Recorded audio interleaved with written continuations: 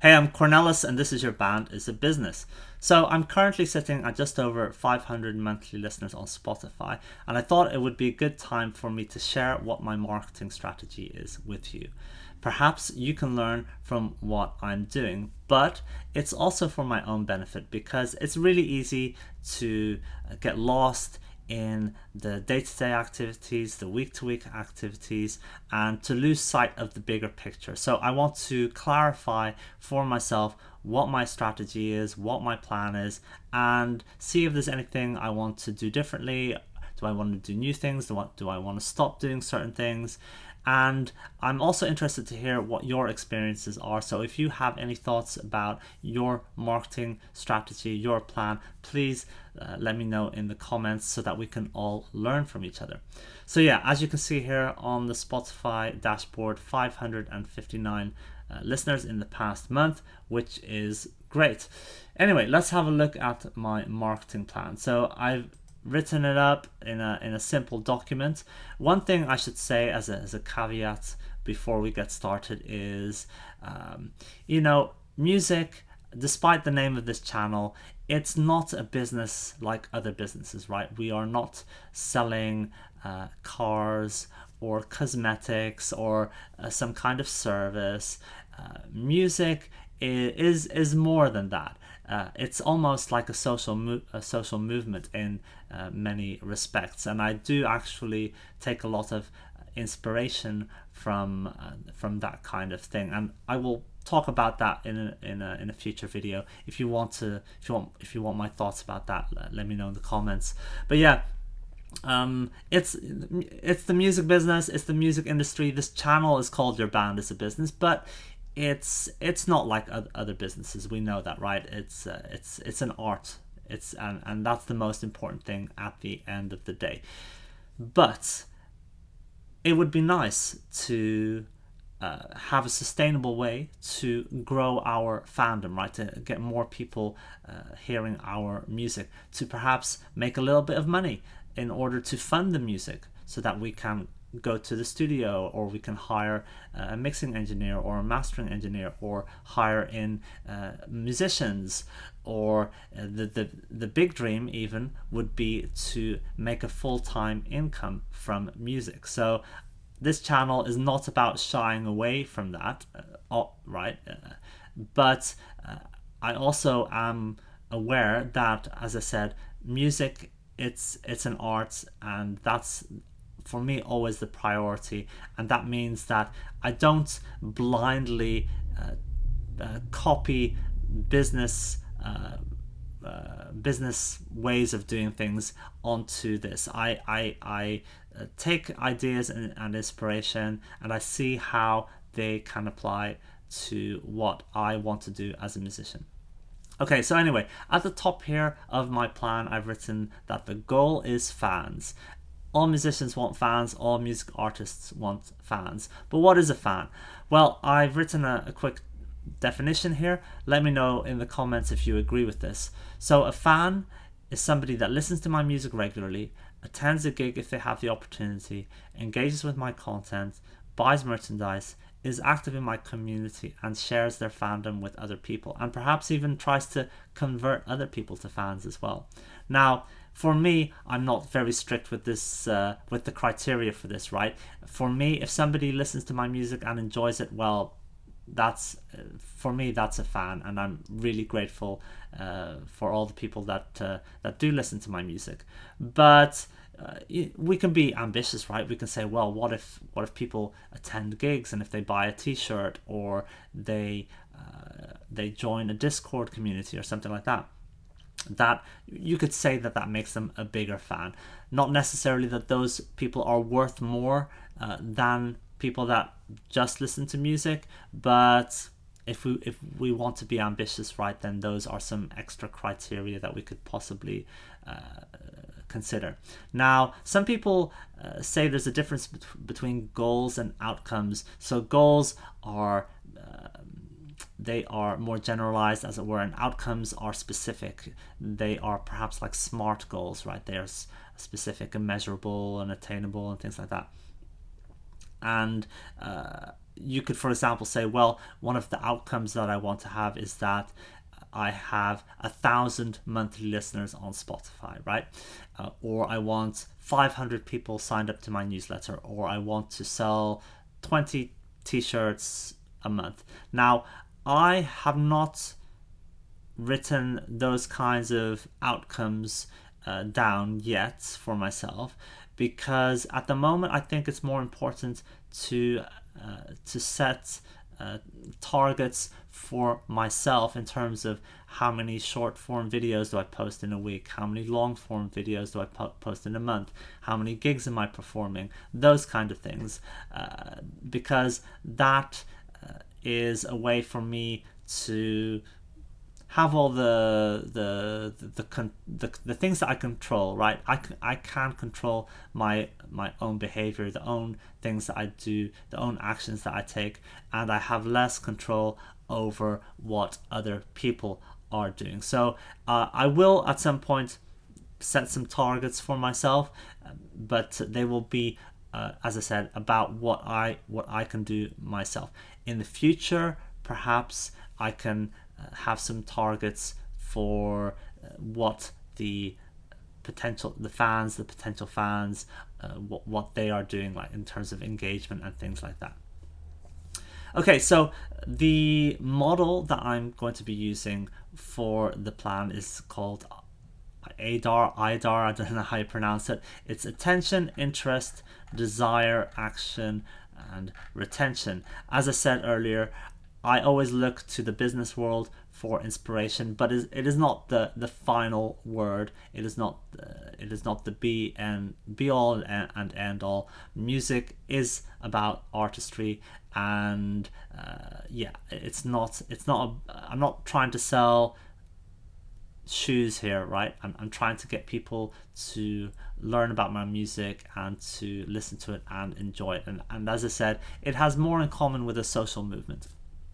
Anyway, so attention/awareness, which is how will I make people aware? So this is where I decide what are the channels through which I'm going to make people aware of my music, because there are millions and millions and millions, in fact there are billions of people around the world that do not know who I am and the fact that I make music. They don't know anything, right? So short form video, TikTok, Instagram and Facebook Reels, YouTube Shorts. Long form video on YouTube, that includes CGTV, which is my kind of diary, behind the scenes diary of me as a musician.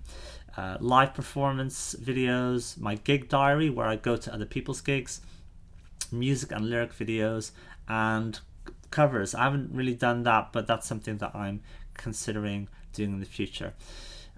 What else? Live performances, so not just the videos, but you need to perform live in order to have a live performance video, right? So that consists of both solo and gigs with the band, and I meet a lot of people by doing that, and a lot of people learn about me just randomly. They're attending some other band, they came to see another band, and then they see me perform as well. So the next point I've written is algorithmically, and by that I mean getting added to playlists, and then the music platforms then learning that what genre my music falls under and who to recommend me and all that kind of stuff. So it's not just sitting back and waiting for the algorithms to find me. It's about taking actions that will feed the platform's data. And then finally there's paid advertising, Instagram and Facebook ads, but there are also YouTube ads and things like that. So those are the channels through which I want to get people's attention and make them aware that I am a musician and this is my music. So the next point of the model is interest. So how will I make people interested? I need to have a strong brand that consists of my image, the way that I dress, the way that I present myself aesthetically in terms of the way that my content looks, the filters that I use, the locations that I use, the types of fonts that I use, the types of content that I'm putting out in terms of what do I post on stories and what do I post on the feed and things like that. As you can tell, there's some crossover between the different aspects of the model, right? Because in the first section I talked about the channels that I'm on, and the how do you say it, the form and the channel are inseparable, right? The medium and the way that the channel that the videos appear on are interlinked, right? TikTok is always going to be short form video mostly. There's also carousels, but you know what I mean. So yeah, the strong brand. Now this is perhaps a bit of a weakness for me, and a lot can be said about developing a strong brand as a musician, more than I can talk about in this video. But if you want to hear my thoughts about that, let me know in the comments. I can definitely talk about some of my thoughts about what I've done so far and what I think I need to do.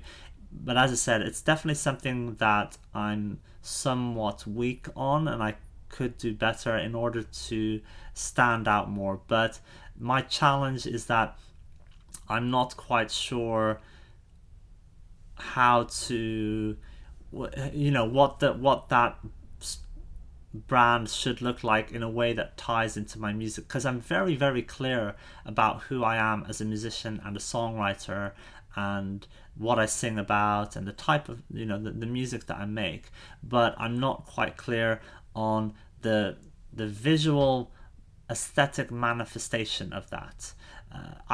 There are some things that I do in terms of that I know about in terms of a punk aesthetic, a post-punk aesthetic, a new wave aesthetic, but I don't feel like I've sharpened the spear, as it were. I don't know if that's a good analogy, but I feel like I've got a spear in my hand, but the spear is a little bit blunt and it's not quite the sharp spear that I need. That's a really strange analogy, but yeah, there's I feel that I still have some room to experiment and explore in order to get something that is really strong, in order to poke through the noise that is out there.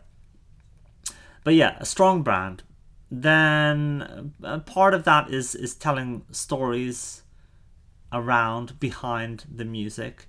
That's a way to hook people in. That's more of a long-term thing. So the strong branding, it's important throughout the journey, as it were, but especially in the beginning to once you're in front of people, that you make them stop and think, hey, I'm interested in this. And then in the medium and long term, sharing my values is something that I think will help people really get interested in what I'm doing. And what can I say about that? That involves a lot of introspection, which I've done in the past. So I am very clear about my values, and that feeds in to the music that I make, and it feeds into the brand. It's this circular thing. I can talk about that as well if you want, but that is something that you have to basically sit and think about who you are as a person, as an artist, and all those kinds of things. Now, we've made people aware that I am a musician. That there's music. Here's somebody doing music, right? Then we've made them interested. Now we have to create some desire in them, right? What makes it desirable to become a fan? Well, first and foremost, hopefully the people enjoy the music, right? They have to get a good feeling when they listen to the music, and I will take that as a given. because I've had enough feedback now that yes, there are people out there that enjoy my music, and not just friends and family, but complete strangers. Actually, I will show you some evidence in a moment, not to big myself up, but just as a kind of proof that you can make fans of people whom you've never met in person, that are complete strangers. So I'll show you that in a moment. Let's see. So, what makes it desirable to become a fan? Well, that they enjoy the music, and also I want people to connect with me as an artist because they share values, or believe that their sense of self will be enhanced by being a fan of me now, or fan of me as an artist, not me personally, but me as an artist and my music. And this really touches on what I said earlier about being involved in music and wanting to put your music out there.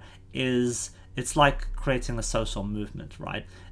People, they develop their sense of self through their actions, through their relationships with their friends and their family, their community, but also through the media that they consume or the products they buy.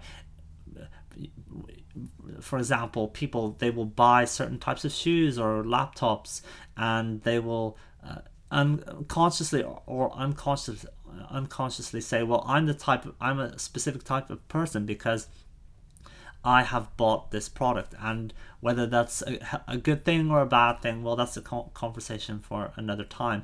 But yes, it also has to do with the media that people consume, and that also means music. So maybe you can identify with that, right? When you first really started getting into music, you listened to particular artists or bands, and you were fans of them, and they had an impact on you, perhaps in terms of how you dressed, or perhaps how you behaved, the types of activities that you did.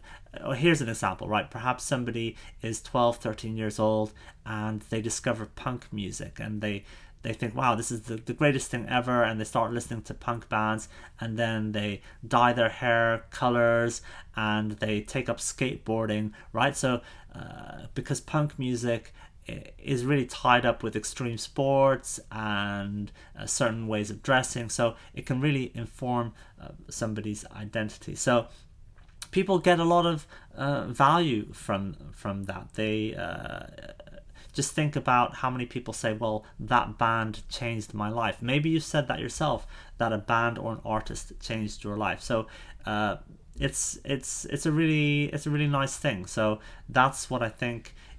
Those are the two things. I want people to enjoy the music, and I want them to connect with me in terms of the values, and that they feel more authentic to themselves.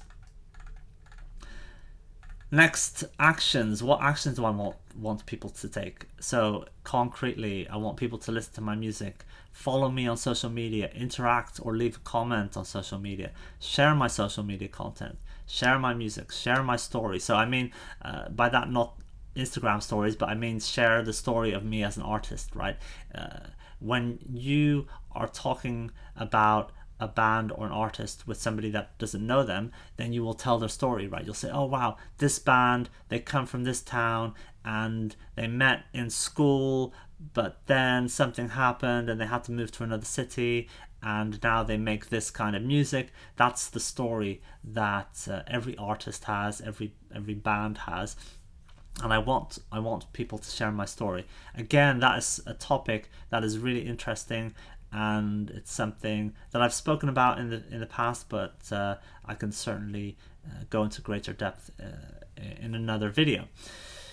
What else? Sign up to the newsletter and buy merchandise. And I should also say attend gigs. Enter. Attend gigs, attend shows, so buy tickets to live music events. So those are all the concrete actions that I want people to take. So those are the calls to action, as it were. And finally, we have retention. What proposition is there for being a loyal fan? So they can join a community of other people that enjoy my music.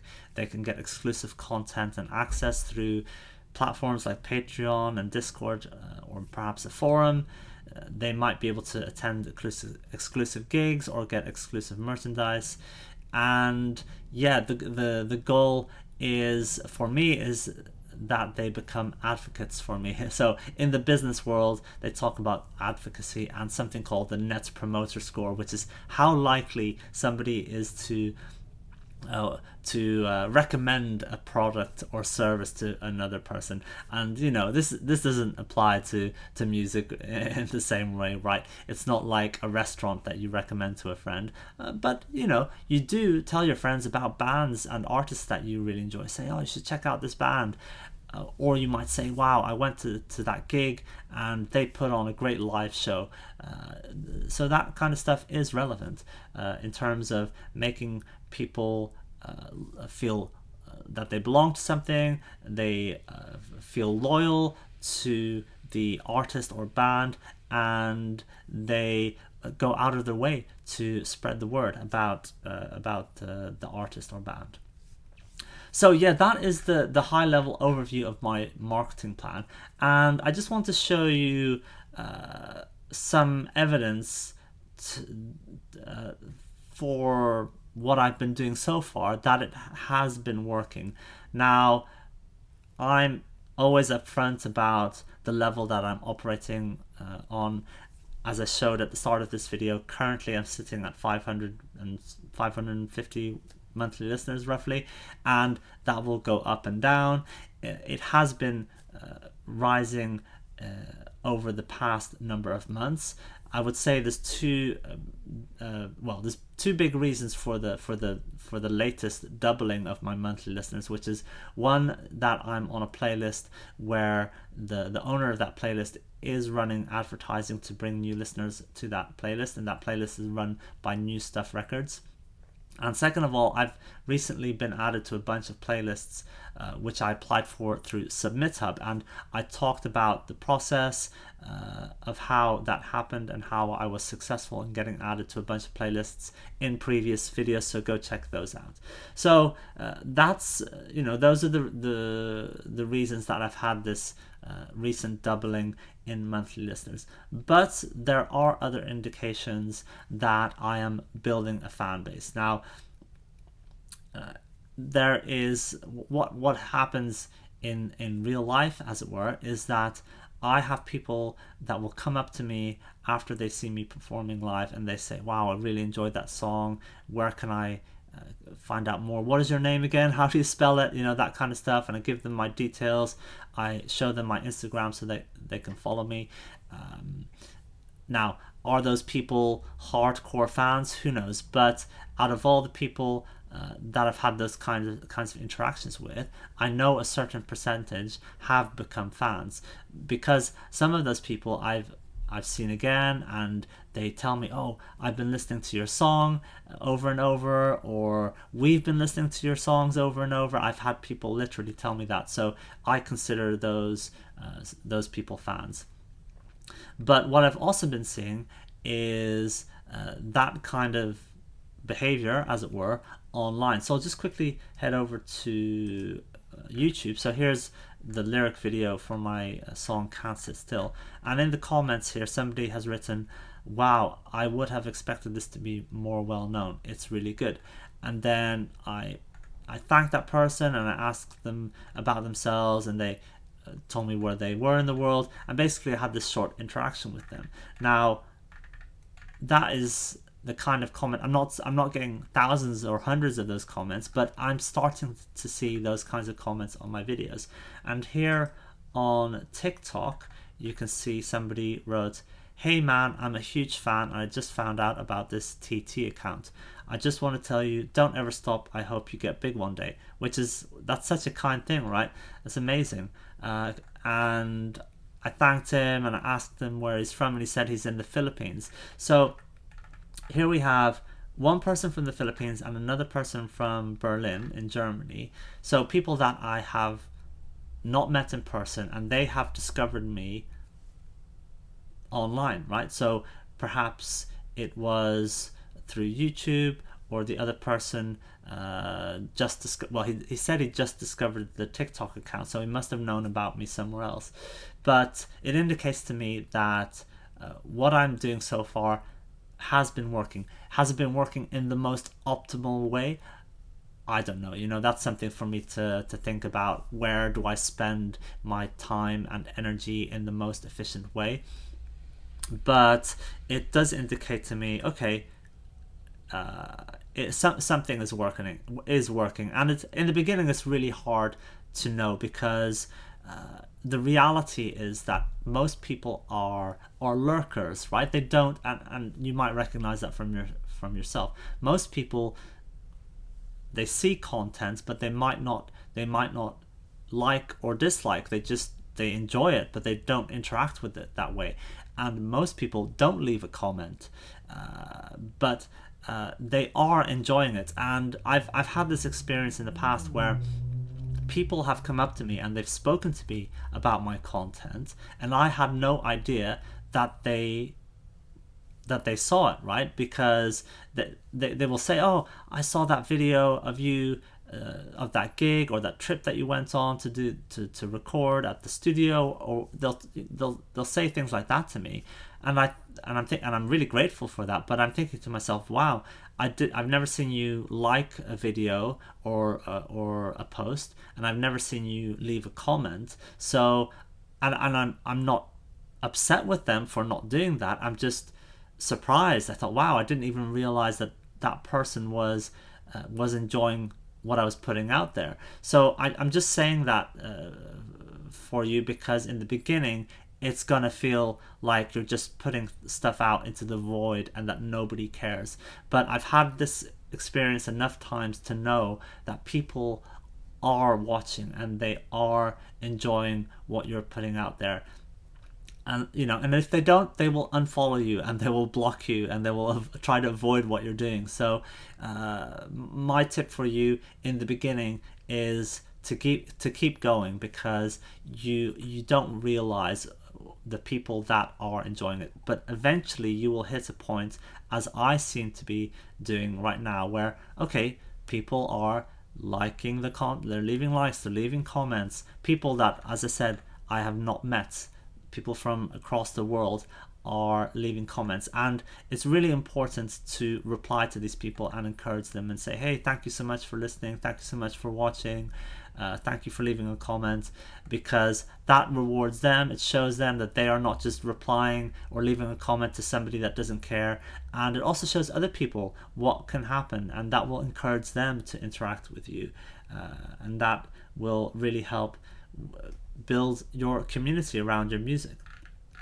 So anyway, that is my basic marketing plan. It's a funnel that takes people from being completely unaware of who I am to being a fan. Now, all of these points, I could go into greater detail, and I will go into greater detail in the future, because I'm going to be talking about how I'm doing all these things and the practicalities of it, what is working, what is not working. But if there's anything here that takes your interest, that you would like to know more about in particular, then leave me a comment. If you want help with anything, then leave a comment. I'm happy to give my perspective, my ideas, for what they are worth, of course. But I think it's going to be really useful if we can all help each other out. We can learn from each other to see what works, what doesn't work, so that we can all help each other grow our music careers. Anyway, that's it for today. I will speak to you guys next time.